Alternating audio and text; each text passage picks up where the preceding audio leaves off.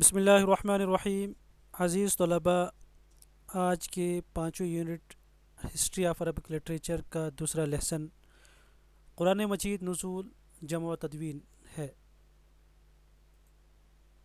अज़ीज़ तलबा, कुरान मजीद नुज़ूल जम व तदवीन के बारे में हम कुछ आपके सामने शेयर करेंगे, पेश करेंगे। कुरान करीम अल्लाह तबारक व तआला की तरफ से नाजिल होने वाली किताबों में से आखिरी मुअज्जज़ाना किताब है, जो हज़रत मोहम्मद सल्लल्लाहु अलैहि वसल्लम पर 23 साल की मुद्दत में वक्फ़े वक्फ़े से नाजिल होती रही। यह अब क़यामत तक के लिए तमाम इंसानियत के लिए एक मुकम्मल निज़ाम हयात, मुकम्मल कानून और हिदायत का सरचश्मा है। चूँकि कुरान करीम कलाम इलाही है और अब क़यामत तक के लिए इसका बका मकसूद है, इसलिए इसकी हिफाजत की ज़िम्मेदारी ख़ुद अल्लाह तबारक व तआला ने ली है।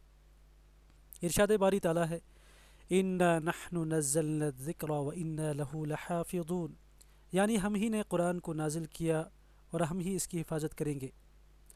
तदवीन कुरान से मुराद कुरान करीम का जमा करना, खा हिफ्ज़ के ज़रिए हो या किताबत के ज़रिए या तिलावत के ज़रिए।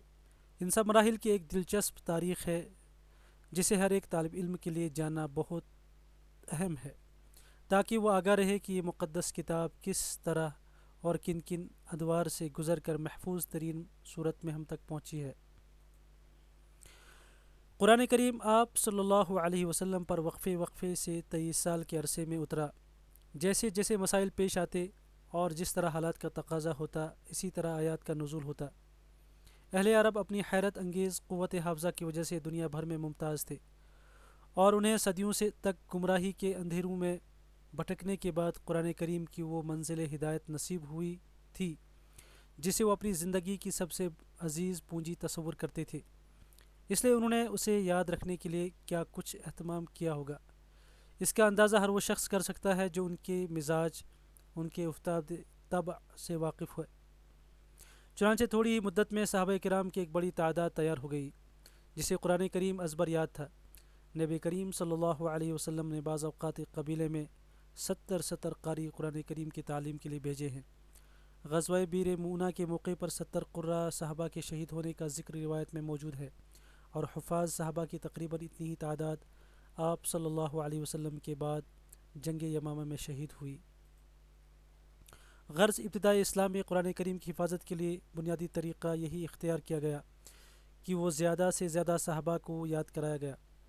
ख़ुद हज़रत सल्लल्लाहु अलैहि वसल्लम हज़रत जिब्रील के साथ कुरान करीम का दूर फरमाते। सही बुखारी में है कि जिब्रील अलैहिस्सलाम हर साल एक दफ़ा आकर आप सल्लल्लाहु अलैहि वसल्लम के साथ कुरान का दूर करते थे। हिफाजत कुरान का दरअसल का असल मदार अगरचे हाफिज़ा पर था, लेकिन इसके साथ साथ हज़रत सल्लल्लाहु अलैहि वसल्लम ने कुरान करीम की किताबत का भी ख़ास एहतमाम फरमाया। आप सल्लल्लाहु अलैहि वसल्लम कातिबिन वही को हिदायत करते कि जो कुछ उन पर नाजिल हुआ है वो लिख लें। चुनांचे वो कुरानी आयात को खजूर की शाखों, सफ़ेद पत्थरों और चौड़ी हड्डियों पर लिख लेते, फिर हर आयत के मुतालिक उनको बताते कि इसे किस सूरत में शामिल करना है। हज़रत ज़ैद बिन साबित रज़ी अल्लाह तआला अन्हु सबसे अहम कातिब वही थे। उन्होंने कुरान को उसकी आखिरी शक्ल में आपको पढ़कर सुनाया था।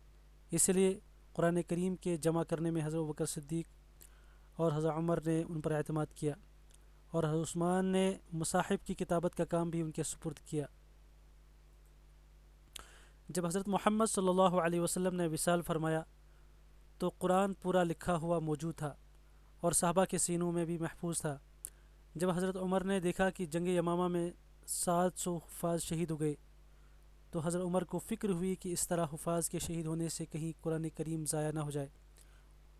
वो अबू बकर के पास आए तो उनके सामने कुरान को जमा करने और उसे लिखने की तजवीज़ पेश की। हज़रत बकर ने पहले तो पसोपेश से काम लिया कि जिस काम को हज़रत सल्लल्लाहु अलैहि वसल्लम ने हिदायत नहीं की वो हम कैसे करें, लेकिन फिर आमदा हो गए। चुनांचे कुरान की तदवीन और किताबत का ये काम हज़रत ज़ैद बिन साबित के सुपुर्द किया। उन्होंने खजूर की शाखों, पत्थरों और हड्डियों से अल्लाह का कलाम इकट्ठा किया और फिर उसे सहीफ़ों की शक्ल में लिख लिया। ये सहीफ़े हज़रत बकर की ज़िंदगी में उन्हीं के पास रहे। फिर वो हज़रत उमर के पास आ गए और उनकी वफ़ात के बाद उम्मुल मोमिनीन हज़रत हफ्सा बिनते उमर के पास रखवा दिए गए। حضرت عثمان کے دور خلافت میں فتوحات کا سلسلہ وسیع ہوا تو دور دراز علاقوں میں قراء پھیل گئے اور وہ اپنی خاص لغت اور لہجوں میں قرآن پڑھنے لگے جو ہر جگہ مختلف تھے۔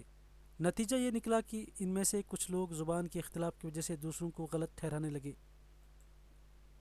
حضرت عثمان کو دیکھ کر خدشہ ہوا کہ اس طرح کے اختلافات سے تو معاملہ سنگین ہو جائے گا، چنانچہ انہوں نے حضرت زید بن ثابت، حضرت عبداللہ بن زبیر، حضرت سعید بن العاص اور حضرت عبد الرحمن بن الحارث بن ہشام کی ایک کمیٹی بنائی جس نے قرآن کے تمام صحیفے جمع کر کے ایک ہی مصحف میں صورتوں کی متعین ترتیب کے ساتھ نقل کر دیے اور باقی قبائل کی لغات کو چھوڑ کر قریش کی زبان اور لہجے کو منتخب کیا گیا، اس لیے کہ قرآن اسی میں نازل ہوا تھا۔ پھر اس مستند مصحف کی 7 نقلیں تیار کی گئی اور ان میں سے ہر مصحف مکہ، شام، یمن، بحرین، بصرہ اور کوفہ کے گورنروں کے پاس اس حکم کے ساتھ بھیجا گیا کہ تمام لوگوں کو اسی کے مطابق پڑھنے کا مکلف بنایا جائے، اور ایک مصحف مدینہ میں رکھا گیا جسے اس کی مرکزی اہمیت کی وجہ سے مصحف الامام کہا گیا۔ اس اعتبار سے قرآن کریم دنیا کی واحد ایسی کتاب ہے جو مکمل طور پر محفوظ ہے، اور عہد رسالت سے لے کر آج تک اللہ تعالیٰ نے اس کی حفاظت کے لیے ایسے انتظامات کرائے ہیں جن کو دیکھ کر انسان یہ کہنے پر مجبور ہو جاتا ہے کہ اللہ کی ایسی کتاب ہے جس میں کہیں سے غلط کی کوئی آمیزش نہیں ہو سکتی، اور یقیناً قیامت تک کے لیے محفوظ رہے گی۔